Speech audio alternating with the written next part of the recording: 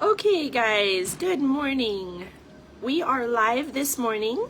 We've had a few technical difficulties. We are really wanting to get an interview with Audra and Sofia just to continue on with our theme that we have been having of how it was when Audra came to be with us.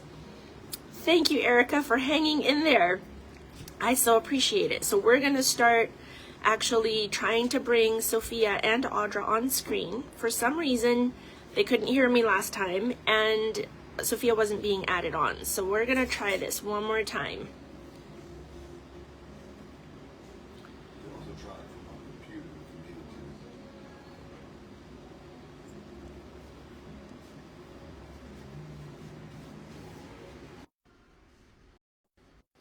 I'll get Audra on here. Bear with us just for a couple of seconds. Here is one. Good morning, Sofia. Good morning. Okay, I'm going to try to get Audra on here. Okay. Thank you for hanging in there, everybody. I'm finally here. Yay. You are finally here, and I have an issue because now it's not letting me invite Audra. So give me just 1 second. Let me see if I can do this. I've got 3 phones going. Oh my.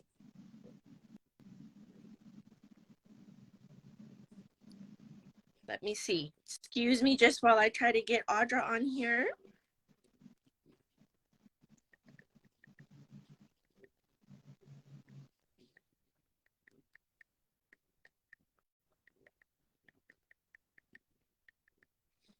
Let's see. I'm trying to text her. I'm trying to, we're trying to do all the things. This is so important though, because I really feel like we needed to continue on with the theme of how was it when Audra came into our family. So can you hear me really well? I can. Okay, perfect. We're gonna see if Audra can hop on. See, I'm not home today. I am at the Copper Train working on something else. So, okay, good. Audra's there. Let me invite her now that she's on.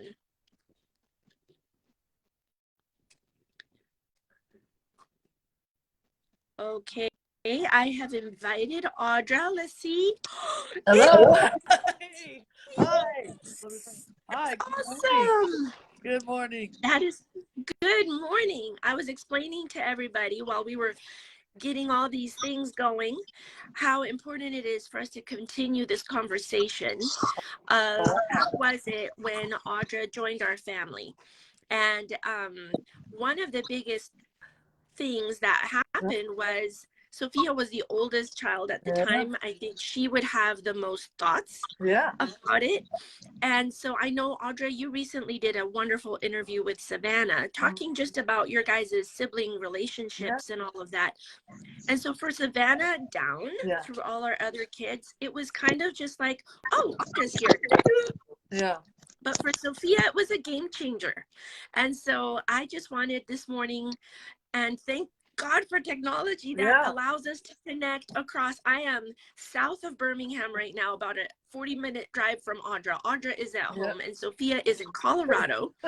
Thank you for waking up early. I know it's a time difference, but this is so good. So I'm going to now be a little bit on the background now that I've got you two connected, and I'm going to let Audra run with the interview because they were going to do this on their own. I'm just jumping in to make sure technology is on our side.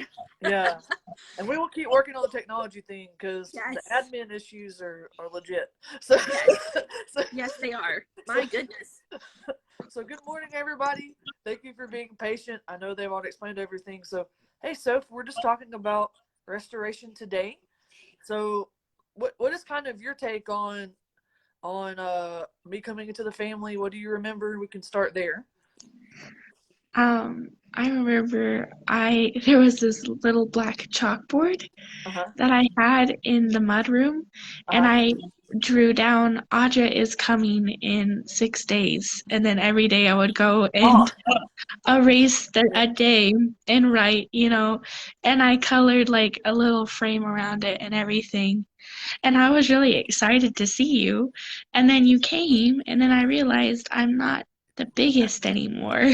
And so it was kind of hard for me, because I was wrestling with feelings of being replaced as the oldest. Like I've always been kind of second mama to everybody, and I felt like, oh, well, I, I'm not that anymore, and you're an adult and I was still a little kid, and so I felt like, it was more, I think, a little bit more challenging for me. And I remember Dad was like, no, you're still the oldest, but your mama's oldest. And that really helped me. I was like, hey, I'm still the oldest. That was a big deal. It was. Yeah. Yeah. And I think, growing up, you don't really realize how much, identity you take from your birth order. So it was a little bit challenging, and I was also very bossy as a kid. So I was used to bossing my siblings around, but now somebody was bossing me around, and I didn't like that. So, I remember, like, this is like I was 6 when I met you, and that was like little 6-year-old processing, and I didn't, sometimes it was hard to understand, you know. I loved having a big sister. I loved having you around and all the things, but you know, it was also such of an age gap that it was sometimes hard for me to be like, okay, well, how can I connect with her, Yeah, and like I didn't really like reading as a kid because I struggled with it, and you loved reading, and I was like, you know, so like sometimes it was really hard for me, to connect. But honestly, you had moved in and back and forth with us, pretty much my whole entire growing up life, and sometimes you were gone for several years, especially when you were in Oklahoma, and sometimes that would help. I'm like, I'm still the oldest,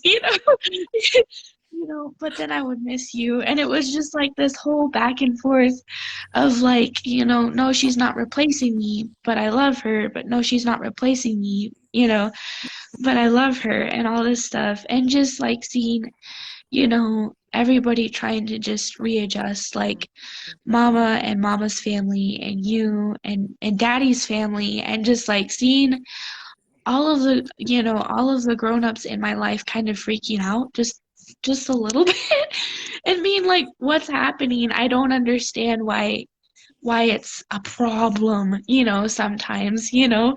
So it was kind of difficult. I think probably the most difficult part for me was just, being old enough to recognize something was wrong, but being too young to really put a pin in what it was. So I just saw my aunts being like, we have a niece that's our age, and then, and then having, mom, just, receive a new kid into the house, but it was just like a whole thing, and just seeing the family dynamic change. And for kids, it's way easier to just accept, oh, I have a new sister now. But sometimes for adults, it's like harder. It's like, whoa, this changes everything. And I think honestly that was probably the hardest part for me, was just seeing like all of the grown up big people that I thought had it all together just kind of being like, don't have it all together. Oh no. And how do I respond, and how do I act to this person, and like, what do we do, and all that. So that was probably, just, and also kiddos hear way more than adults think they do.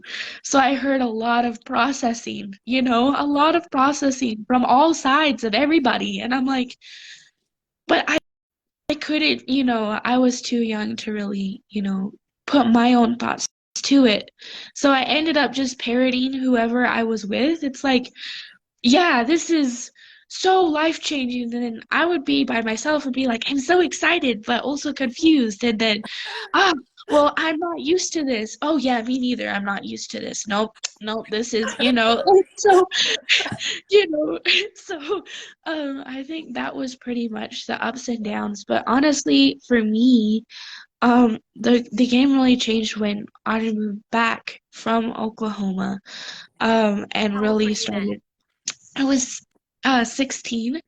15, 16. So this is So, 10 uh, years into our relationship. Yeah.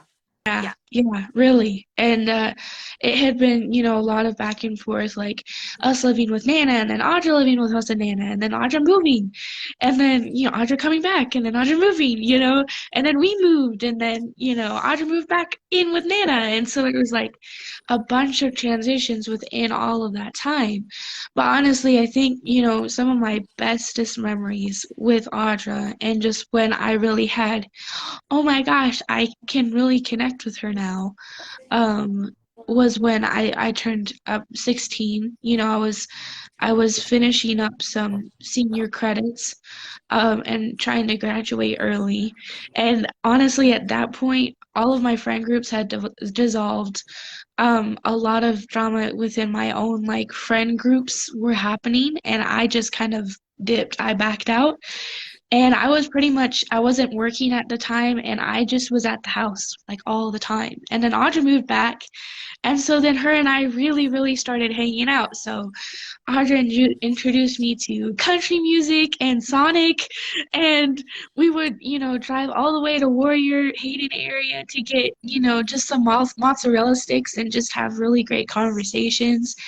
And that was probably for me when it turned for me, and I was like, oh, wow, I don't just have a big sister, I have like a best friend, and that's pretty much today, even after I've moved away and Audra's moved back away.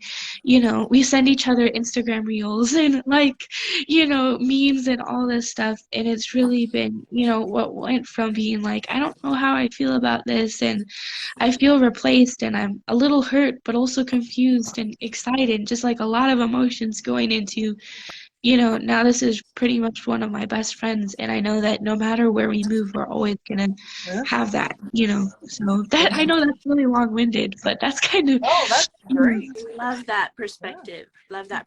Audra, I would love to hear your thoughts. I'd love to hear your perspective as she was talking. Yeah, it was interesting because you were what, 6? Yeah. had just turned 21. Yeah. I know it's hard to. I feel so old talking about all this. I'm like, oh, back when I was Just 21. come closer to Back- the camera. There Back you when go, I was so we can hear you better. There you back go. when I was 21, and you know so much when you're 21, and so just I had grown up. Yes, I was a big sister, but my siblings moved out when I was 9 when I moved in with my grandmother, and my sister was a baby, and then my sister moved out, so then I was living alone with my grandparents. So I kind of had both sides. I was a big sister. I was kind of raised like an only child, but then when people were around, I was in charge. And so it was just so then I meet Dad, I meet Selena, and all of a sudden I have all of these kids that are like, these are your siblings, and you're like, what am I supposed to do? Like, I don't even know if I like kids. And that was not that I didn't like kids. I was always a babysitter. I always volunteered in nursery. Like, it's different when like you're volunteering in nursery, send people home, and kids are really, your buddies when they go home. To like now they're like, this is a person that I'm supposed to be really close to. I don't think I'm a very, very good big sister. What am I supposed to do? So I had that whole journey of like coming into the family and trying to connect with all of you guys and make sure you were okay, and with you especially being the oldest. And then like also, just to be honest, like you were a little jealous. I didn't know where I fit. So it was like I would see you and Dad, and I would hear all these stories about when you're a baby and all that. And so it was like all of these conflicting feelings. And how do you tell your parents, like, I think I'm jealous of a 6-year-old, but I don't know what to, like, and it's not anybody's fault. Like, it wasn't anybody's fault. We just didn't, honestly, that's what I was telling everybody. None of us really knew what the heck we were doing. Like, and I've talked to you about it, Sophia, and like, you said you were really confused. Sometimes it was confusing hanging out with you because one time I would hang out with you and you'd be like, yeah, you're so cool. I love you. And next time you're like, I hate your guts. I don't even know if I like you. And I'm like, what? That was like yesterday. But hearing your side of the story going like, I was just trying to figure out myself but all of us were.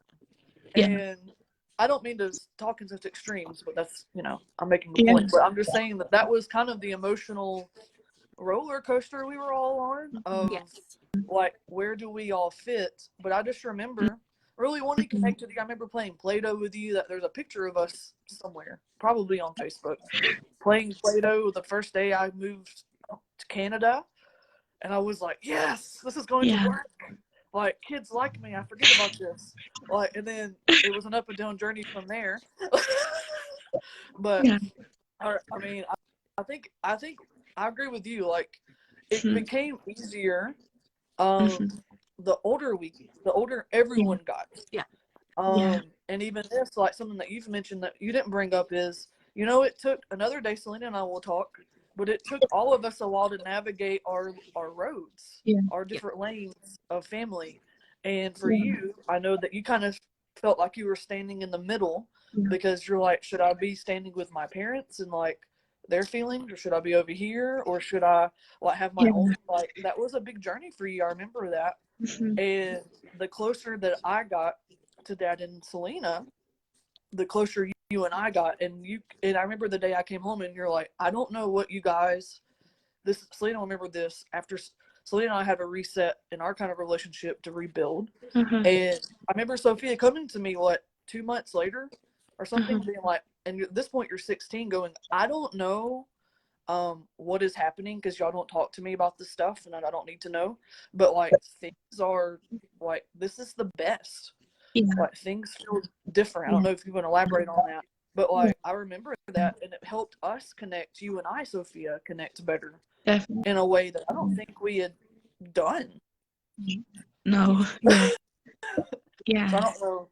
Yeah, I definitely felt kind of like, I've never, mom and dad aren't divorced, so I've never had that aspect of it, but I definitely felt like very similar to like hearing some of my friends that had divorced parents, where they're like, well, I love my dad, but like I go home and my mom hates him, and I don't know where I stand, and I felt like that because like, you would be like, oh, I'm just trying to like connect with Selena and I don't understand why she's just not receiving that connection. And then literally 5 minutes, and then you would be like off in a huff and like walk away.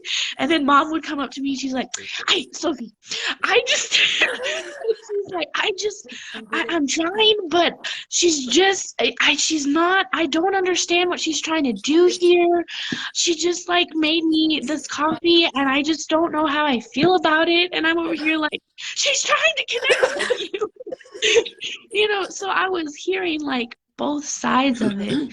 And it was really challenging for me to be like, well, because I've pretty much always been this like my entire life.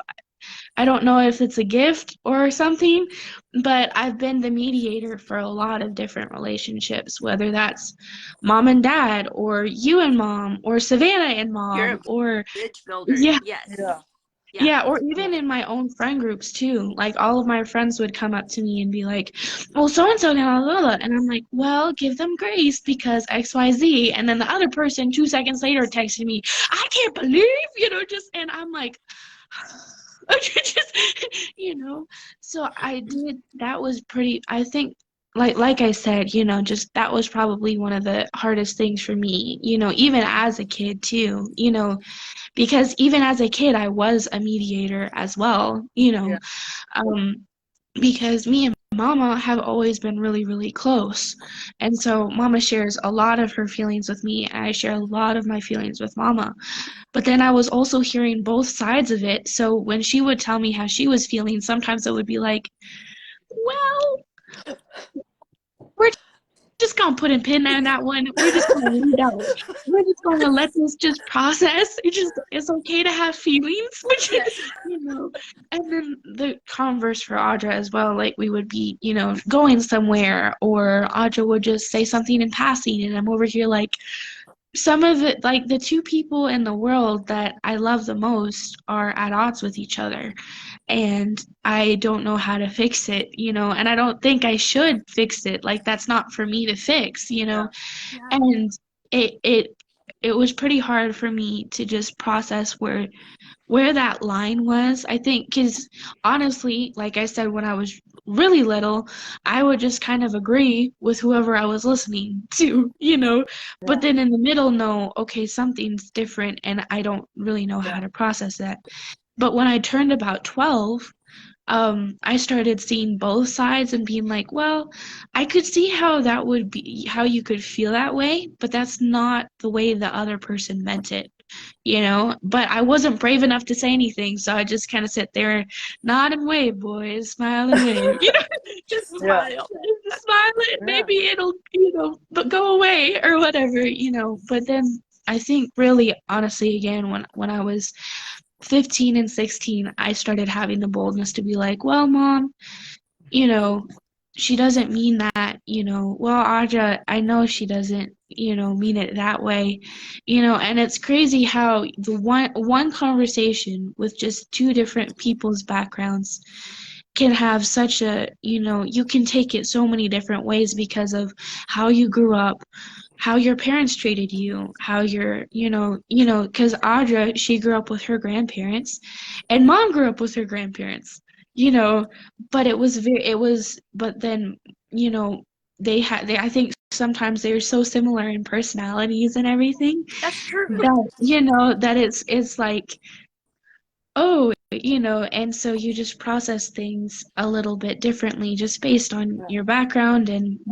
Audra is from Alabama and mom is from Guatemala, and just some things just don't coincide, you know? Yeah. And so yeah, so I think I was finally starting to see the beauty in both of mom's and Audra's Yeah. growing up and how that affected, you know, how they process things. Yeah. And then just also when I started connecting more and more with Audra, I was seeing, oh, this is why when mom says XYZ, that's why she reacts the way she does. And then just hearing, I heard stories when I was a kid about mom's growing up life, but you don't really register like a lot of like, psychological things, that had to happen for mom to get through what she grew up in. And so, but once I started, getting bigger, I started realizing, oh, she's responding to this because of her relationship with her people when she was growing up, So I think that also really started to help, that I just was like, well, they're reacting this way because of their backgrounds. And that also helped because it wasn't like, okay, so they don't hate each other. Yeah. They do love each other. But, sometimes it just gets disconnected just because there's just differences, Yeah. So And you were kind of the kids. Wow, that went really deep and awesome. I wasn't expecting that, but that's really cool. Uh, but thank you for doing that. You're awesome. But I guess it just points out who you are, like in the sense of, because you helped the other kids. I know over times you had to help them navigate all of us connecting and building your relationship with them. But like for you, you kind of stood in a unique place because you remember the most about, like, I guess what I'm saying is like life before yeah, and life.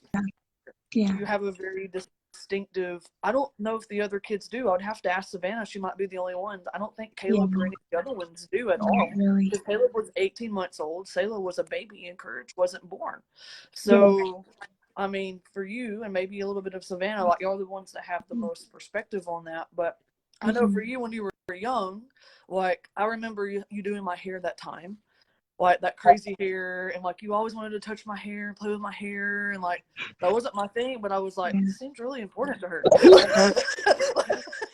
Or like coloring, and like I just remember always trying to connect with you the best I could, and seeing you try to connect so much. Like Yeah, you really wanted the connections, what I'm saying, and yeah. you were always you're a deep feeler person. So I know for you with everybody, you were just trying to connect, and I can imagine it was a big jumble. It sounds like, Yeah, and it's true. It was a big jumble of spaghetti for a long time, yeah, and I think I told you this, like, you know, you kind of were in the middle watching everything, And also to know that all of our Hearts as Big People, which is so funny, was like we really thought we were doing. This is the funny part.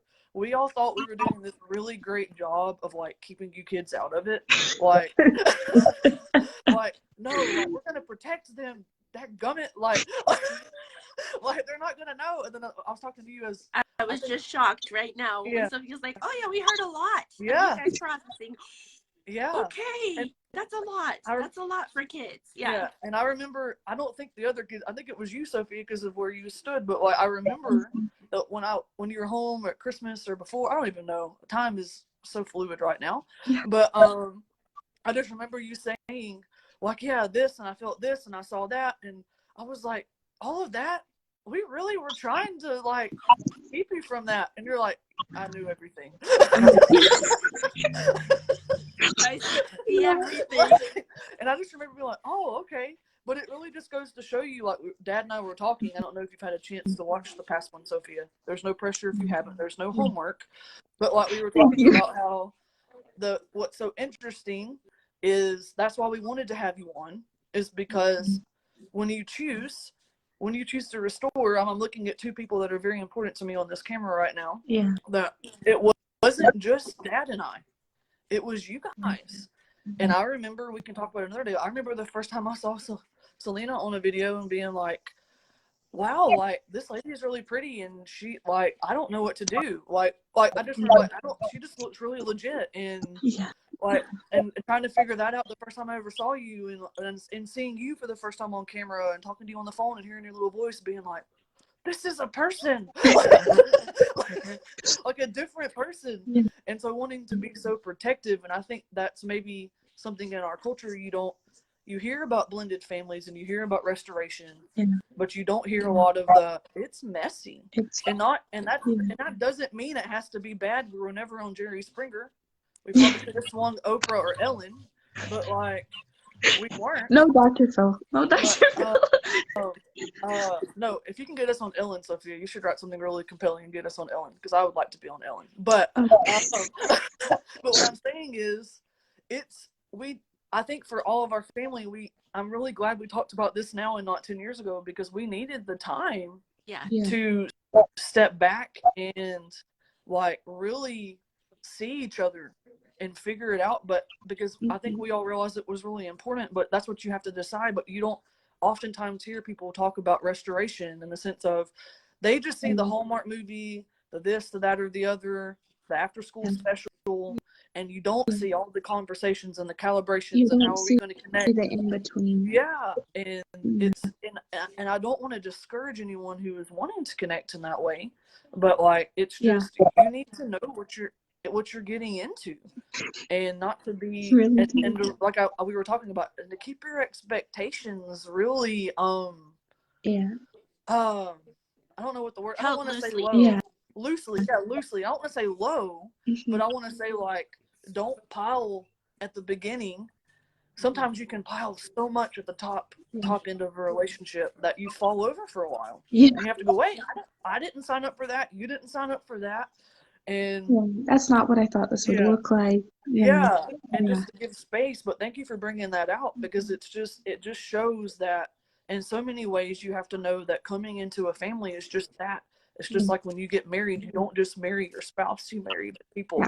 And I never even thought about, like, Garrett and Susie and Lou, what they were going through, because I remember thinking it was kind of interesting, but like, just it kind of webs out. It does. So, I mean, thank you for bringing that perspective. Yes. I have, and just, thanks for sticking around. And it's what makes this new season so exciting, because I was thinking about it the other day, for the first time in a long time, we're like in a very new place in life. Everybody but Courage is grown. Yeah. And they have their own things, their own. Caleb built a computer. Selah's competing in ballet things. You know, Savannah's finishing high school. Like, they're all doing stuff. And we get to bring them in more and more. But it's just interesting to think, like, I'm so glad, honestly, in some ways, that we had those first 10 years. But I can't, like, to me, it's just like, okay, now we've laid the foundation. Where are we going with all of this behind us? And I don't know. That's what's exciting to think about. Yes. And even the fact that we can do this technology. Yes. Well, I don't know. And I think I first of all, I love both of y'all's perspectives because we know that it's important to be vulnerable and it's important to be as transparent as possible while still honoring everybody else in our life, right? Yeah. Because that's what really truly helps people. Because when you're walking through something like this, like Audra says, you kind of don't know what you're signing up for on one end. On the other end, I do want to say that if God is with you, like, let me rephrase that. If you are a disciple of Jesus, then he will lead you even through the tough times. He'll say, hang on, it's okay. Just hold on and keep walking it out. Yeah. Or he'll give you direction, or he'll say, don't say that right now. Yes, you know, or he'll say, okay, now's the time to bring that up. Or he'll say, just go hug her, just right now, just go hug her, go make that right. And you're like, well, I didn't do anything. He's like, go make that right. So it's important to know that as you step into restoration and family, there are going to be times when your flesh might scream. But like any other difficult thing, it's so worth doing. And you are not alone. And Holy Spirit knows even better than you know your own processings, your own emotions, your own background, where you came from, why you're responding the way you're responding. And as long as you say yes continuously, and as long as you lean into, but God is with me and Holy Spirit is leading me, you will see, you know, the sun will shine in the morning. Joy will come in the morning. And we are experiencing joy in the morning right now.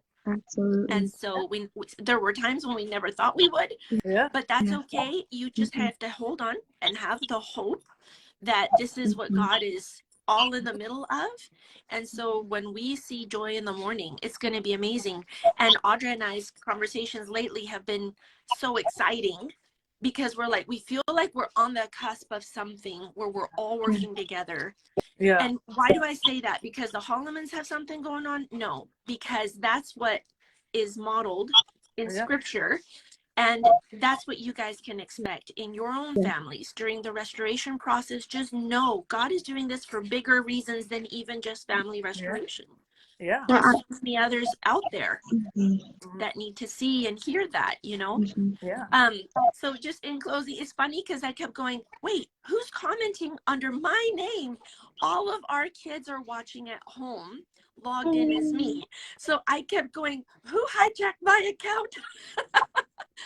But I love this because all of our kids have been watching and listening and commenting. So if you see comments from me, those are my kids commenting around the breakfast table while they watch our live, because they're all such a big part of this. But anyway, I know we got started. Yes, it's us. That's right.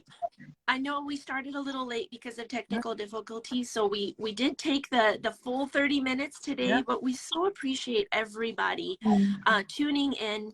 And Audra and Sofia, I so appreciate your guys' vulnerability, transparency. I would love to do this more. I think we're going to do this more, even just on other themes, but this worked. It worked really well. As long as I started the call, it worked really well. And so Audra's right and Sophia's right. We're going to be talking, Audra and I are going to be talking about our own perspectives, because the quintessential question is, to Audra anyway, as she has told me, well, how are you and Selena? Like, how did that go? So we are now at a place where we can share, where we can talk about things. And that will be coming up probably tomorrow or the following day. And so we just thank everybody for tuning in. Ladies, do you have any closing comments? And then we can say goodbye and see you tomorrow. I think, you know, for this, just don't give up is probably the biggest thing, because this wasn't an overnight thing at all. It took about 10 years, 10 to 12 years to just make it everything okay, you know. And sometimes it was really hard, you know, and people were in pain and people were processing And sometimes people needed to move and just have their own space and their own life and just do, you know. But, you know, it is worth it. It's not for the faint of heart, but please just don't give up because, you know, in the end, like Mom says, in the end, joy will come in the morning. And it's just, you know, and honestly, like I've seen some of my friends have half siblings and step siblings, and the other parents reject them. And so they feel really, really rejected. So growing up too, I had a friend and she had an older half sister, you know, and but her older half sister's dad's wife didn't want anything to do with her, and so she didn't really come over for holidays. He would pick her up and take her somewhere else to hang out. You know, she didn't really see her siblings a lot on her dad's side, so it was a whole thing, and so really tough just to see all of that going on, but then seeing what I had and then like, wow, like even in like the messy, I still am very blessed because I still get to see my big sister. I still get to have that. So please, please don't give up, even if your flesh is dying from, you know, from just, you know, dying to your flesh, but it is really worth it. So Thank you, Sophia. That is precious. Yeah.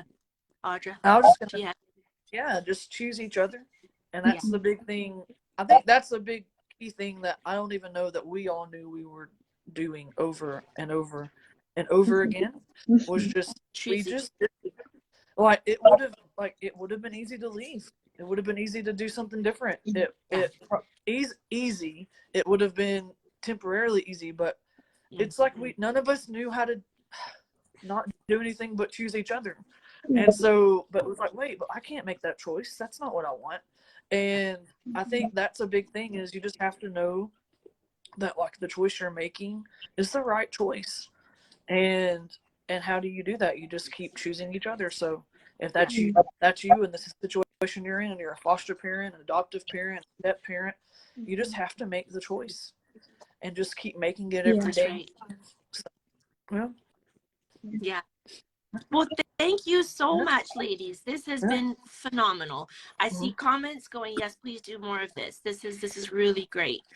And so, audience, beloved audience, we will see you guys tomorrow, same time, 7:30. Sophia, thank you for getting up early. We'll get ready and go to school. Okay. okay. All right. Goodbye, everybody. Thank Goodbye, you. you guys. Love y'all. love you. Love y'all.